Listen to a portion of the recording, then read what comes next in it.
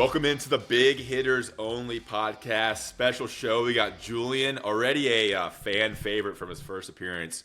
We're recording on Monday, September 23rd at 12:02. Just a reaction to UNC's 70-50 loss to JMU. What happened after with the Mack Brown resigning, retirement, locker room fiasco, and then we both kind of listened to and read the notes from the press conference Monday in Chapel Hill. We're recording like an hour after that. Julian, you came on kind of firing already. I was like, let's just record. Your thoughts coming off that game, and then kind of like the shit show of 48 hours since then that is a broader discussion of where the program is and where it's going. Yeah, I mean, shit show is an apt description of what's going on here in Chapel Hill right now with this football program. I mean, I was at the game on Saturday against JMU, and I've been to East Carolina 10 years ago, almost to the day of what happened on Saturday, and watched Carolina give up 700 yards and 70 points. I was there, homecoming 2012, when they gave up 68 to Georgia Tech. I was there last year in Atlanta when they gave up nearly 300 rushing yards in the fourth quarter. I have seen embarrassing defensive performances after embarrassing defensive performances and been embarrassed walking out of stadiums. But I have never in my life walked out of a stadium, a Keenum Stadium, at halftime, embarrassed because they gave up 53 points to a very good G5 team, but still a G5 program in James Madison. And then to hear what I heard afterwards, that Mack Brown had potentially resigned, and he came out and asked the team if he's the right guy, and that he's still here as the head coach. It's a shit show for sure, man. And whether he stays on the rest of the year or not, it's over for Mack Brown in Chapel Hill, because you can't have that out there, whether he's going to keep going. He's 73 years old. He's talking about on Monday he's got to learn from this. I mean, what are you really going to learn, Mack? Like, you're old, man. You're not going to learn much at this time and stage of your career as a head coach. It's over. We'll see what they do the rest of the year. We'll see if they stay together, but he's not going to be the head coach in 2025 after what all went down this weekend. Yeah, and we did a reaction podcast with Mike Harson, and like the news kind of started trickling out like right as that was ending, and then that whole night, I mean, I was locked onto the message boards for the next 4 or 5 hours. So a lot has changed from that reaction podcast, and if you're an Inside Carolina subscriber, like, you kind of locked in. But so what I've gleaned from kind of reading Adam's report, which is sourced with the various other people at Inside Carolina, and kind of reading message board stuff and hearing and talking to former players, is that, and then reading what Mack said today, Monday, as press conference, is that he went into the locker room after the loss and kind of asked the team and questioned whether he was the right guy to lead the team, and asked the team, like, do you want me to lead the team? And they were like, yeah, Mack, we love you. We can get back on track. So he kind of came in doubting himself, and whether, kind of made a fiery, emotional decision to say that to his team.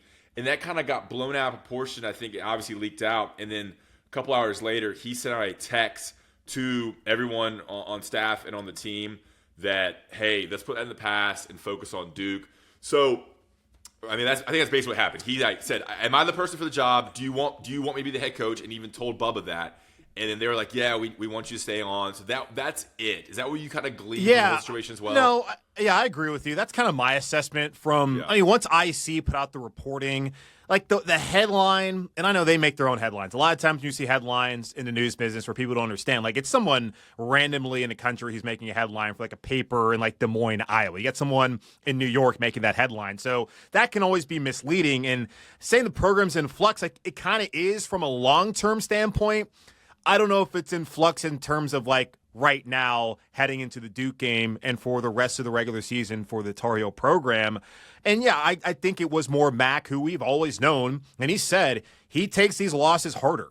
And he said at the press conference on Monday that he told his wife, Sally, when he came back to do this, that he was going to enjoy the wins. He wasn't going to be mad after they won a game. He was not going to take losses so hard. And he said clearly, I lie, but Mack's human. And he's someone who has overseen some horrid defenses the last 5 years. To me, it feels like Mack Brown finally felt like he was in a spot where he has the offensive coaching staff that he wants, with Chip Lindsey as the OC, with Randy Clements working as the offensive line coach, Lonnie Galloway as wide receiver coach. Defensively, they brought in Jeff Collins, who has been excellent wherever he's been as truly a DC, that they had some older guys on the defensive line. The secondary felt like it was in a good spot, that they could finally take that step forward defensively. And then on Saturday, it's much of the same. So I can understand, like, as a fan, I'm sitting there like, how does this keep happening? And I can only imagine as someone who sits there every single day with these guys and works with them, what he feels like coming out of the game. So it does make sense that after it, he's like, okay, well, should I still be the head coach? Like, am I the right guy to lead this program? Because clearly all the things I try to do, all the things I try to get through to my team just aren't hitting home. Yep. And we still have these kind of performances. So I do think it was one of those situations where he's like, guys, is it me? Like, am I the right guy for the job? You question yourself. I think it was more of that than Mack wanting to necessarily saying that, oh, guys, I'm out, and then like handing in his resignation and coming back and deciding I'm actually not resigning. I don't think that's what the case was at all. I think it was just Mack was emotional, questioned himself, which rightfully you should when you give up 70 points to James Madison, a team who scored 13 2 weeks ago against Gardner-Webb. I think it was more of that than Mack said, I'm going to retire, then actually, no, I'm not going to retire. I don't think that's what the case was at all. But either way, it got out, and now everybody who negatively recruits against Carolina knows about it. And it's just going to make it hard for him to move forward as head coach past this season. Yeah, I mean, getting back to kind of what you said on your kind of intro there, you can't recruit like this. Like, you can't. Yeah. You have a couple guys. You have a signing class that will be signing in December, so you're 3 months away from that. Like, do those guys? Obviously, teams are going to try to poach those players. Not that it's some awesome class. I don't think there's many 4 stars, or even there's definitely not 5 stars. I mean, you look at Bryce Baker, the quarterback from Greensboro, like that. Yeah. I mean, he's a good player, and like I'm sure we'll get to it. Like, Jacoby Criswell shows you on Saturday that he's someone you can win with. I mean, he threw for 475 yards, and the 2 interceptions. Like the first one, late throw on the outside. Great play by the JMU defender. You need your receiver to fight more. The second one, they're down 46-21. He's just trying to make a play happen. That's more of a product of the situation and him pressing than just like, oh, wow, what the hell are you doing there? Like, he's trying to win. So he's someone you can win with, clearly. So that helps the quarterback situation for this year and potentially next year if it's somehow the same staff. But Bryce Baker's who you want to hold on to, obviously.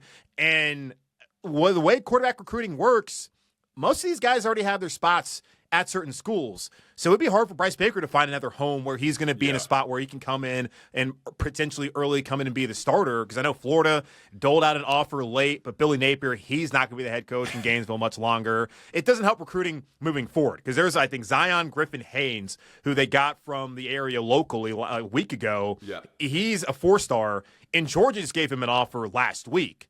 So if he's thinking that Mack's not going to be there, then he's probably going to go to Georgia, where he probably should go anyways, because if you want to win, go to the NFL, go to Georgia. And then also you're looking at Kendra Harrison, another guy who's a big-time recruit that Carolina wants, basketball and football-wise. Like, how does this impact recruiting after all this stuff is out there? Like, so the class this year may not be the best, but I'm thinking like 2026 and beyond, which the class they're really working on right now more so than the 2025 class.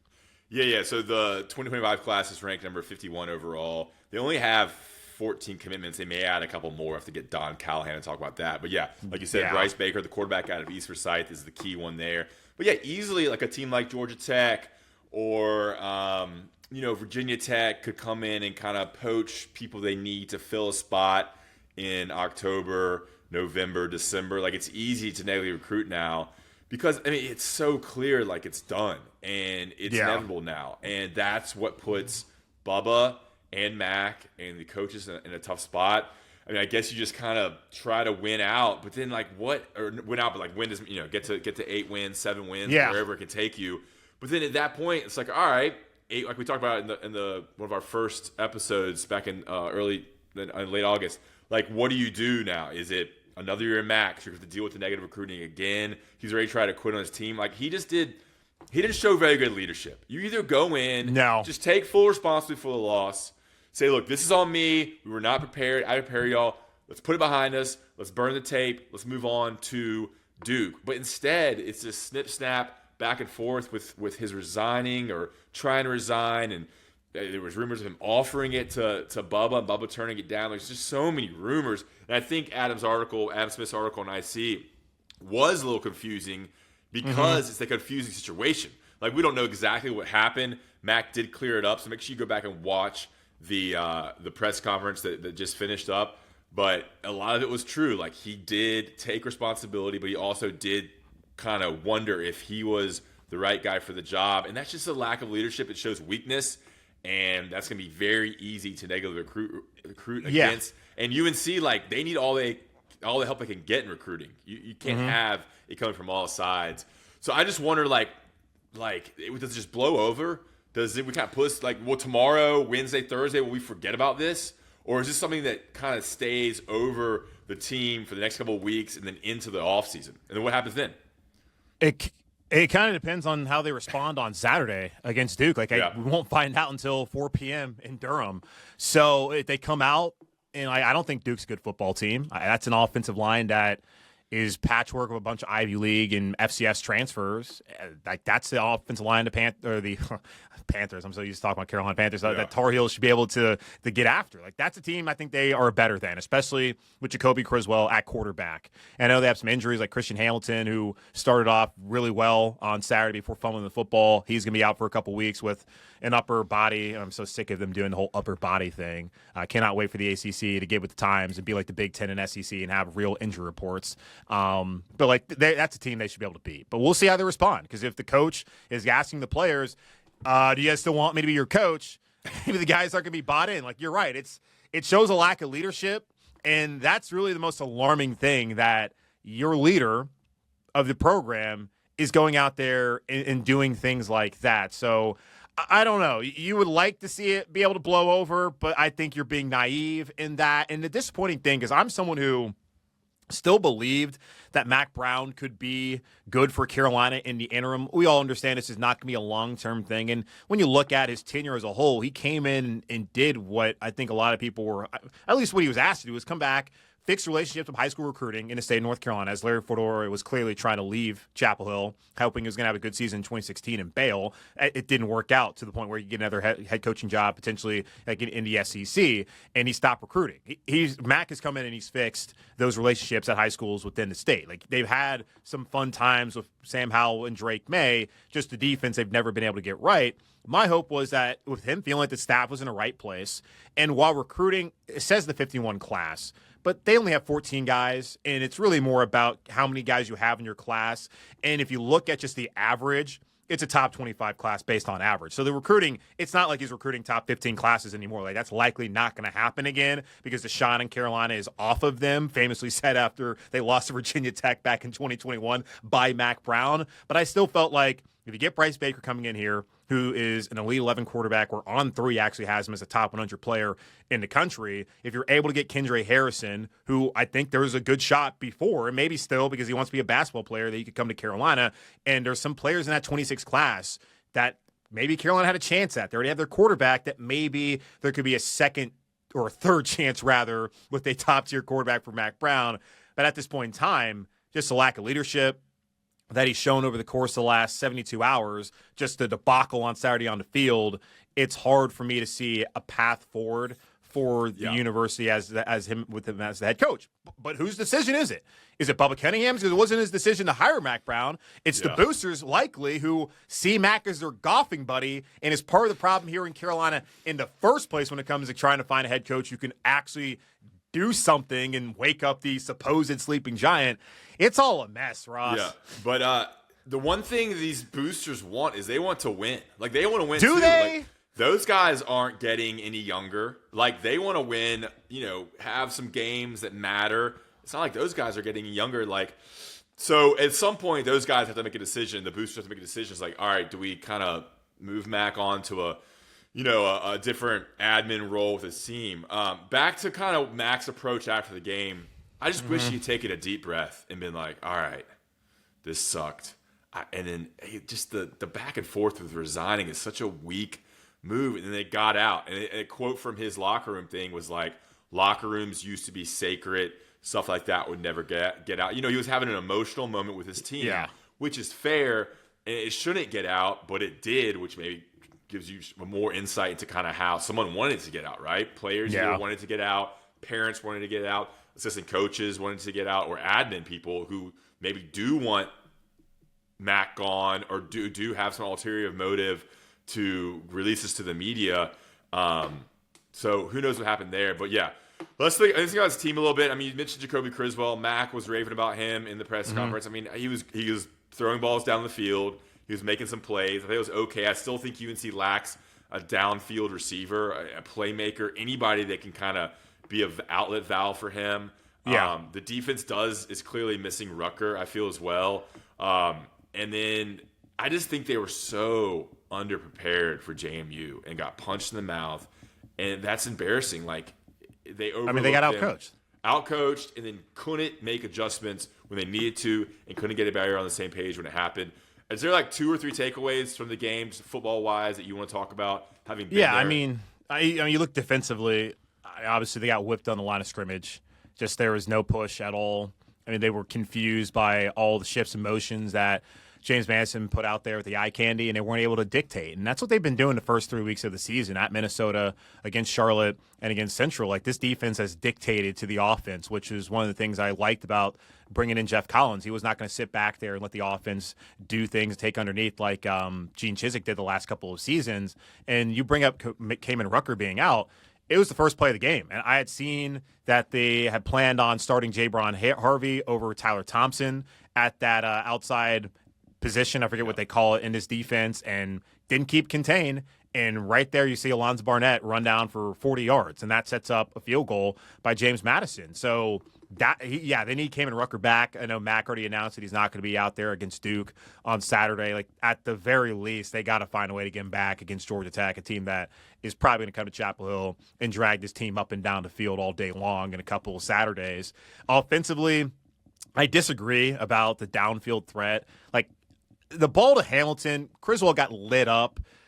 I still feel like that's a ball that if he just puts it out on time, that's a touchdown. We don't even have to talk about the fumble later on. But you still can't fumble. Hamilton's going to be out a couple weeks, so that certainly does hurt them. But we saw Kobe Paysour back involved. The first time we've seen him have the kind of game like that since Syracuse last year, right before he ended up breaking his foot. We have McCollum's going to come back. We'll see what kind of impact he's able to have. But the tight ends have been involved. Copenhagen the last 2 weeks. Bryson Nesbitt. Like, they have talent. It makes me feel like I felt going into 2019 season, where I felt in my heart that with Diami Brown and with Bo Corrales and also with Daz Newsome, they had guys. They just didn't have a quarterback who could get them the ball. And if they could get one, those guys you would see were talented. And we saw Sam Howell. And I feel like the first couple of weeks, they just didn't have a quarterback who could get them the ball until Saturday with Criswell. So I do like the offense moving forward. Offensive line's got to figure things out. They don't have continuity right now. When you had Blasky being out for a couple of weeks there, same thing with Banfield missing a game. Your offensive line coach is in and out of the hospital. If they can just get any sort of consistency, then they can progress. Now it's still a unit I was concerned about heading into the season anyway, that I felt like throughout the course of the season would get better, but that was provided that they stayed healthy and were out there together. So offensively, like, they got a shot now because they have a quarterback. But defensively, couldn't stop JMU. Hard for me to believe you're going to be stopping anybody in the ACC, especially when they see Pitt and Georgia Tech at home next month. And Pitt and Georgia Tech have very serviceable quarterbacks. I mean, Pittsburgh, I do the 24/7 Sports power rankings for quarterbacks with Clint Brewster, and that Pitt quarterback's been in the top 20 for the last 2 or 3 weeks. Eli Holstein's been great. He's one of the best quarterbacks in the nation right now, and Duke's quarterback's experience can make plays too. So I think what the key is now is we kind of put all this Mack BS behind us and look towards the season. It's like, all right, was the JMU game a blip on the radar and like just a random thing that happened? Or is that going to affect the next games? Is the defense not as good as we expected coming out of Minnesota, Charlotte, and Central? Or is the offense, is that who Jacoby Criswell is? Or was that just him, having the freedom to throw it and kind of putting up numbers? Or can they really move the ball against a good defense? So I'm wondering, it is, like you said earlier, it's like how they look at Duke on Saturday might dictate the rest of the season. If they come in and get beat bad by 2 touchdowns and don't show, it's an indication that Mack has already lost the locker room after 4 games. The team players quit on him. They didn't respond. But if they come out and put up a fight against Duke and are there in the fourth quarter and have a chance to win, it should be a good game. I think going into it, we thought it'd be a pretty good game. Even before the James Madison game. think that'd be a sign that, all right, settle down. UNC can still get to 7-8 wins, which is sad because, you want UNC to get 9 to 10 wins. But this is a big game for them. Okay. Well, yeah, I mean, you want to get to that. You talk about it like they have a quarterback now. That was really the biggest question. I mean, he's good. I don't know. They do. I don't know if he's great. I think he's average. I think they have. I mean, we saw when he came in against Central, he calmed everything down, and they actually made plays and moved the football. And that was really the first time since the Watford game in 21 that we've seen Criswell out there playing. When he had to start when Sam Howell was injured and had Drake May out there as well. I don't know. Like, I saw enough to think that as he gets more comfortable, as he understands the offense more, that he's going to play well. Like the interception I said earlier, late throw on the outside, defender made a great play. The second one, they're down 25 points. They're trying to get points before the half. He's getting pressured, and he's like, I guess I got to try to do something. Don't throw that ball. But he throws it mainly because, like, the situation that his defense and special teams have put him in, and also just the offensive, the fumble. And I was just screaming when I was out there, like, call timeout. Harrell is not playable. He does not help you. So your second 18, just call timeout because you're in a situation where you're already down 3 scores. Call timeout. Have Criswell come back in there because the rules allow that if you lose your helmet to call timeout, have the player out there for the next play. But instead, Harrell just fumbles and like he's done as far as like I almost forgot about that. Yeah, he's done as far as if he's somebody that can help this team, and I just don't think he's gonna have a future in Chapel Hill, whether Mack's coach next year or not. But I think they have a quarterback, and I thought they had a defense that they could potentially rely on. You can hope that's an aberration, but based off of all the things we've seen in the past under Mack Brown with these defenses since he came back, it's hard to feel that way. Yeah, they played well against Minnesota, but Minnesota didn't have the Taylor, the running back, Darius Taylor, and that's not a good offense. And then it's Charlotte and Central. So, I mean, the coverage bust, I don't understand that. How that keeps happening. You got you got 2 veteran safeties. And Stick Lane, who I'm not really a big fan of to begin with, but Jakeem Harris comes from a defense at State where they don't have these kind of busts typically. Like, how does that communication on the back end continue to happen? Where's Will Hardy? Put Will Hardy back there. Yeah, exactly. Blue collar, coach's at son. At some point, someone's got to get an opportunity if these guys aren't making plays, and we never see that. I'm sick of UNC having bad safeties. It's been that way for 4 or 5 years. They haven't had a good safety since Trey Boston. Yeah. I saw him on Twitter yesterday. Talk about the Panthers. All right, Julian, I want to plug your podcast. Tell us, Panthers going off a big win. Julian hosts Locked on Panthers. Big win with Andy Dalton yesterday. Plug your podcast real quick so our listeners who are both Carolina Panther fans and Carolina Tar Heel fans can listen. Yeah, Locked on Panthers, part of Locked on Podcast Network. Do it Monday through Friday. It's on YouTube, wherever you listen to your favorite podcasts. 30 minutes, talking Panthers. And you hear what I say here. I'm going to be frank, going to give you my true opinions, not going to sugarcoat it. When things are going good, I'll let you know they're going good. If things are going bad, I'll let you know things are going bad. I'm not going to just give you sunshine and roses and flowers all the time because you want to feel good. I'm going to let you know what I think. So, yeah, check it out. And I've always believed this, Ross. In the state of North Carolina, both teams can't win on the same weekend. If the Tar Heels win, the Panthers will lose. If the Tar Heels lose, the Panthers will win. That's what happened this past week at NC State. You also saw they got embarrassed down at Clemson. So App State fan, ECU lost to Liberty after getting off to a good start. Like, did anyone in the state of North Carolina win at all this weekend at the FBS level? Duke. I mean, Charlotte lost to Indiana. Duke, okay, they played who they play again? UConn. No. Duke played Middle Tennessee State. MCSU. State. Okay. Yeah. Oh, hey, big win in Murfreesboro. That's good right. for them. I used to teach there.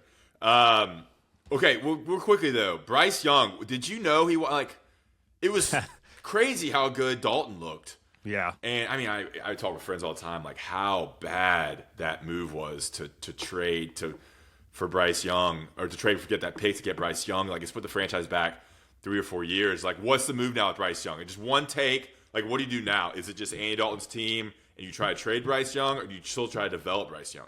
Yeah, it's Andy's team for the rest of the year. They develop, in quotes, Bryce Young and then trade him for a day 3 pick after the season. Day 3 pick. God, dude, that is so. I'm not as much as I used to be a pretty big fan. I'm not a fan anymore. I don't watch them. I watch Red Zone. But I mean, when they're good, I'm a huge bandwagon fan. But like, that is that's the Carolina Panthers fan base. I know. I see the people that go to all the games and stuff. I was like, God, how do you do it?